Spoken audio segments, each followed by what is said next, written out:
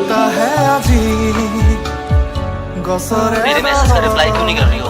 दिन में आधा घंटा मिलता है, उसमें मैं करियर, घर की टेंशन, ऑफिस का काम क्या क्या करूं मैं? मुझसे नहीं होगा, खत्म करती हूं। তোমাৰে মাজত বিচাৰি যে পাওঁ সমাধি জানা মোৰ জীৱনৰ বাউলী প্ৰাণৰ এসোপা হেঁপাহ বাউলী প্ৰাণৰ এসোপা হেঁপাহ আছেনে বাৰু মন গহন বতাহে আজি গছৰে